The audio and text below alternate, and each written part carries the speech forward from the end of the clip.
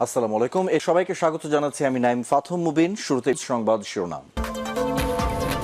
আবারও মধ্যপ্রাচ্যে ভয়াবহ তৃতীয় বিশ্বযুদ্ধ চলছে, আর এরই মাঝে আমাদের হাতে এসে পৌঁছেছে ইরান, ইসরায়েল ও যুক্তরাষ্ট্রের মধ্যে যে তৃতীয় বিশ্বযুদ্ধ চলছে, যুদ্ধের সর্বশেষ গুরুত্বপূর্ণ সবথেকে তাজা আপডেট সংবাদ আপনাদের জানিয়ে দিব। প্রথমেই জানিয়ে দিব, যুক্তরাষ্ট্রের হামলায় ভারতীয় নাবিকদের লাশের সারি ৪৮ ঘণ্টায় দ্বিতীয়বার মার্কিন রাষ্ট্রদূতকে তলব করল ভারত। ওমান উপকূলের কাছাকাছি বাণিজ্যিক জাহাজে হামলার ঘটনায় ৩ দিনের মধ্যে দ্বিতীয়বার মার্কিন দূতকে তলব করেছে ভারত। যুক্তরাষ্ট্রের একজন জ্যেষ্ঠ কূটনৈতিককে তলব করে জাহাজে হামলার প্রতিবাদ জানায় দেশটির পররাষ্ট্র মন্ত্রণালয়। আজ ওমান উপকূলে একটি বাণিজ্যিক জাহাজে হামলা চালায় যুক্তরাষ্ট্র। সেই জাহাজে অন্তত ২০ জন ভারতীয় নাবিক ছিলেন, যদিও ওই হামলায় কোনো হতাহতের ঘটনা ঘটেনি। এদিকে ইরানের কড়া হুঁশিয়ারি, অনুমোদিত পতাকা বা স্লোগান উঠলেই ম্যাচ বন্ধ। ২০২৬ ফিফা বিশ্বকাপ শুরুর আগেই নতুন বিতর্কের জন্ম দিয়েছে ইরান। স্টেডিয়ামে দখলদার ইসরায়েলের পতাকা প্রদর্শন কিংবা জাতীয় দলের বিরুদ্ধে যুক্তরাষ্ট্রে কোনো স্লোগান দিলেই ম্যাচ বন্ধ করে দেওয়ার হুঁশিয়ারি দিয়েছে দেশটির ক্রীড়া মন্ত্রণালয়। এরপর জানাবো, ইরানে কৌশলগত বিপর্যয় থেকে বেরিয়ে আসার চেষ্টা করছে ডোনাল্ড ট্রাম্প। আল জাজিরার বিশ্লেষণ। ইরানের সঙ্গে চুক্তি চূড়ান্ত হওয়ার দাবি করেছে মার্কিন প্রেসিডেন্ট ডোনাল্ড ট্রাম্প, তবে তার এই দাবি প্রত্যাখ্যান করেছে ইরান। এমন পরিস্থিতিতে ইতালির আমেরিকান ইউনিভার্সিটির আন্তর্জাতিক সম্পর্ক বিভাগের প্রভাষক আন্দ্রেয়া দেসি বলেছেন যে ইরান যুদ্ধ কৌশলগত বিপর্যয় থেকে বেরিয়ে আসতে একটি সম্মানজনক উপায় খুঁজছেন যুক্তরাষ্ট্রের প্রেসিডেন্ট ডোনাল্ড ট্রাম্প। এবারে জানাবো, রোববার হতে পারে যুক্তরাষ্ট্র ইরান চুক্তি। সুইজারল্যান্ডের জেনেভায় আগামী রোববার যুক্তরাষ্ট্র এবং ইরানের মধ্যে সম্ভাব্য একটি সমঝোতা চুক্তি হতে পারে। ইরানের এক সূত্রের বরাতে আজ ইসরায়েলের প্রভাবশালী দৈনিক সংবাদ মাধ্যম হারেজে এক প্রতিবেদনে এই তথ্য নিশ্চিত করেছে। এবং সর্বশেষ জানাবো, গ্রেনেড বাবুর বাড়িতে যৌথ বাহিনীর অভিযান, সৎ ভাই গ্রেপ্তার। খুলনার মহানগর পুলিশের তালিকাভুক্ত সন্ত্রাসী রনি চৌধুরী ওরফে গ্রেনেড বাবুর বাড়িতে অভিযান চালিয়েছে যৌথ বাহিনীর সদস্যরা। আজ বিকাল ৫:৩০টার দিকে অভিযান শুরু হয়, চলে বিকাল ৬টা পর্যন্ত। এ সময় গ্রেনেড বাবুর সৎ ভাই মাহমুদুন চৌধুরী জনি এবং তার কেয়ারটেকার সুব্রতকে আটক করা হয়েছে। কেএমপির অতিরিক্ত পুলিশ কমিশনার মোহাম্মদ রাশিদুল ইসলাম খান বিষয়টি নিশ্চিত করেছেন। প্রিয় দর্শক, এতক্ষণ শুনছিলেন সংবাদ শিরোনাম, এবারে বিস্তারিত। তবে তার আগে বন্ধুরা, অনুরোধ থাকবে এই সংবাদটিতে একটি লাইক দিন। এই চ্যানেলে আপনি নতুন হয়ে থাকলে আমাদের সংবাদটি দেখতে দেখতে চ্যানেলটি সাবস্ক্রাইব করে রাখুন। কমেন্ট করে বন্ধুরা আপনার মূল্যবান মতামত জানিয়ে দিন আপনি বিশ্বের কোন দেশ থেকে বা বাংলাদেশের কোন স্থান থেকে আমাদের সংবাদটি দেখছেন এবং শুনছেন। আর বন্ধুরা, সংবাদটি আপনার সোশ্যাল মিডিয়া ফেসবুকে শেয়ার করে বন্ধুদেরও দেখার সুযোগ করে দিন। আর বন্ধুরা, আজকের এই সংবাদ সম্পর্কে আপনার মূল্যবান মতামত কমেন্ট বক্সে কমেন্ট করে জানিয়ে দিন। এবারে বিস্তারিত।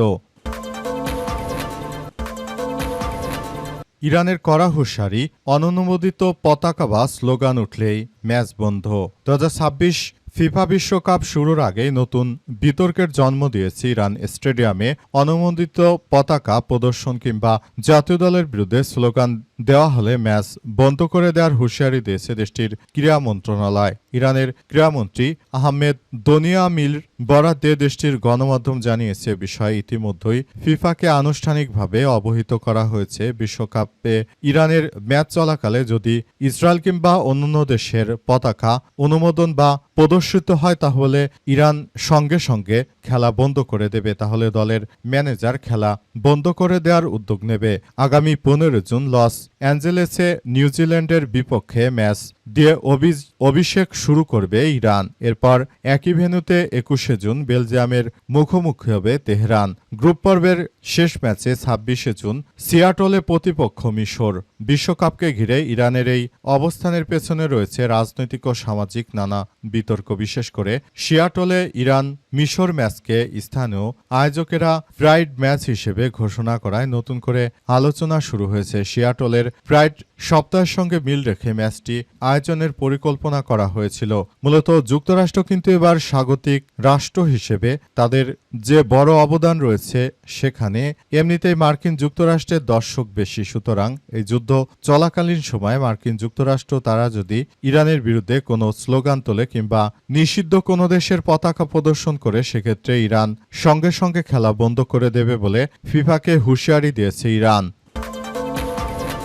ইরানে কৌশলগত বিপর্যয় থেকে বেরিয়ে আসার চেষ্টা ট্রাম্পের, আল জাজিরার বিশ্লেষণ। ইরানের সঙ্গে চুক্তি চূড়ান্ত হওয়ার দাবি করেছে মার্কিন প্রেসিডেন্ট ডোনাল্ড ট্রাম্প। তবে তার এই দাবি প্রত্যাখ্যান করেছে ইরান। এমন পরিস্থিতিতে ইতালি আমেরিকান ইউনিভার্সিটির আন্তর্জাতিক সম্পর্ক বিভাগের প্রভাষক আন্দ্রেয়া দেসি বলেছেন যে ইরান যুদ্ধে কৌশলগত বিপর্যয়ের মুখে মার্কিন যুক্তরাষ্ট্রের প্রেসিডেন্ট ট্রাম্প বেরিয়ে আসতে সম্মানজনক উপায় খুঁজছেন মার্কিন যুক্তরাষ্ট্রের প্রেসিডেন্ট ডোনাল্ড ট্রাম্প। তিনি মূলত প্রথমে ইরানের বুকে সন্ত্রাসী হামলা চালিয়ে নিজেকে বিজয় দাবি করলেও দীর্ঘদিন যুদ্ধ করার ফলে ইরান এখন যুদ্ধ থেকে যে ধরনের অভিজ্ঞতা অর্জন করেছে তে যুক্তরাষ্ট্রকে একরকম ধসিয়ে দিয়েছে। যুক্তরাষ্ট্রের অর্থনৈতিক অবস্থা আগের থেকে খারাপের দিকে যাচ্ছে। তে যুক্তরাষ্ট্র যতই তারা বিজয়ী হয়েছে বলুক না কেন, প্রকৃতপক্ষে এই যুদ্ধে যুক্তরাষ্ট্রের চরম পরাজয় ঘটেছে ইরানের কাছে। ইরানের বিপ্লবী গার্ড বাহিনীর সদস্যরা মার্কিন যুক্তরাষ্ট্রের এই সন্ত্রাসী কার্যক্রমগুলোকে প্রতিহত করে দিয়েছে। এর ফলে যুক্তরাষ্ট্র কোনোভাবেই আর ইরানের বিরুদ্ধে কার্যকর কোনো পদক্ষেপ গড়ে তুলতে পারেনি। মার্কিন যুক্তরাষ্ট্রের সন্ত্রাসী বাহিনীকে ইরান যেভাবে শিক্ষা দিয়েছে এটি পৃথিবীর ইতিহাসে সবথেকে এক বিপজ্জনক অধ্যায় হিসেবে আবির্ভূত হয়েছে। যুক্তরাষ্ট্র তারা শুরু থেকে ইরানের বুকে আক্রমণ চালিয়ে নিজেরা খুব গর্বের সঙ্গে মনে করেছিল যুদ্ধে তারা মাত্র 2 থেকে 3 দিনের মধ্যে জয়লাভ করতে পারবে। কিন্তু যুদ্ধ পরিস্থিতি যত দিন গড়িয়েছে ধীরে ধীরে যুক্তরাষ্ট্রের পরাজয়ের গ্লানি সামনে আসতে শুরু করেছে। যুক্তরাষ্ট্র তারা এই মুহূর্তে নিজেরা যতই বিজয় দাবি করুক না কেন, প্রকৃতপক্ষে ইরানের কাছে তাদের পরাজয় হয়ে গেছে। যুক্তরাষ্ট্র এখন আর বিশ্বজুড়ে তারা যে পরাশক্তি হিসেবে নিজেদের নাম লেখাবে সেটি এখন বদলে গেছে। সেই জায়গায় এখন ইরান তার নাম লেখাচ্ছে। রোববার হতে পারে মার্কিন যুক্তরাষ্ট্র এবং ইরানের মধ্যে শান্তি চুক্তি। সুইজারল্যান্ডের জেনেভায় আগামী রোববার যুক্তরাষ্ট্র এবং ইরানের মধ্যে সম্ভাব্য একটি সমঝোতা চুক্তি হতে পারে। ইরানের এক সূত্রের বরাদ্দে শুক্রবার ইসরায়েলের প্রভাবশালী দৈনিক সংবাদ মাধ্যম হারেজের এক প্রতিবেদনে এই তথ্য উল্লেখ করা হয়েছে। সমঝোতায় লেবানন সহ সব ফ্রন্টে যুদ্ধবিরতির বিষয়টি অন্তর্ভুক্ত রয়েছে বলে জানিয়েছে ওই ইরানি সূত্র। বার্তা সংস্থা রয়টার্সকে ওই সূত্র নিশ্চিত করেছে যে চুক্তির খসড়ায় ইরানের তেল রপ্তানির উপর আরোপিত নিষেধাজ্ঞা প্রত্যাহার, বিদেশে আটকে থাকা কয়েক বিলিয়ন ডলার সমমূল্যের ইরানি সম্পদ অবমুক্ত করা এবং লেবানন সহ আঞ্চলিক সংঘাতের সব ক্ষেত্রে শত্রুতা বন্ধের প্রস্তাব রাখা হয়েছে। মূলত যুক্তরাষ্ট্রকে একরকম ধসিয়ে দিয়েছে ইরানের বিপ্লবী গার্ড বাহিনীর সদস্যরা। অবস্থায় যুক্তরাষ্ট্র নতুন করে ইরানের সঙ্গে কোনোভাবেই কার্যক্রম চালাতে পারছে না। যুক্তরাষ্ট্র তারা শুরু থেকে যে ধরনের সন্ত্রাসী কার্যক্রমগুলো শুরু করেছে ইরান তাদের প্রতিটি পদক্ষেপ এবং অগ্রযাত্রাকে থামিয়ে দিয়েছে। যুক্তরাষ্ট্র এবং দখলদারেরা শুরু থেকে ইরানের বিরুদ্ধে প্রথম দিকে মধ্যপ্রাচ্যের রাষ্ট্রগুলোর কাছ থেকে সমর্থন আদায় করে ইরানের বিরুদ্ধে যুদ্ধ করতে উৎসাহিত করলেও শেষ পর্যন্ত ধীরে ধীরে এইসব রাষ্ট্র তারা তাদের ভুল বুঝতে পেরেছে। এর মধ্যে সৌদি আরব অন্যতম। তারা প্রথম দিকে ইরানের বিরোধিতা করলেও বর্তমান সময়ে তারা মধ্যমপন্থা অবলম্বন করছে। তাই মূলত এত আক্রমণ হলেও সৌদি আরবে তেমন কোনো আক্রমণই করা হচ্ছে না ইরানের পক্ষ থেকে।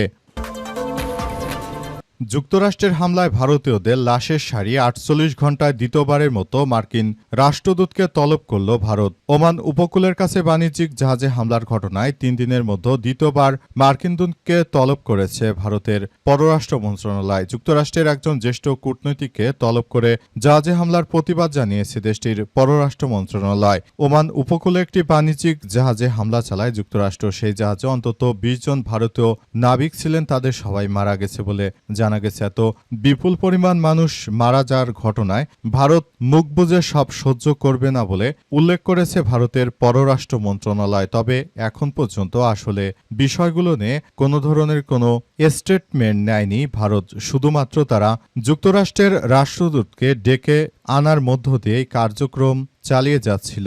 এ অবস্থায় আসলে যে কোনো মূল্যে মার্কিন যুক্তরাষ্ট্র এবং দখলদার ইসরায়েলি বাহিনীরা তারা মূলত নতুন করে যে ধরনের কার্যক্রম চালিয়েছে সেটি পৃথিবী জুড়ে তাদের একটি সন্ত্রাসী কার্যক্রম হিসেবে আবির্ভূত হয়েছে।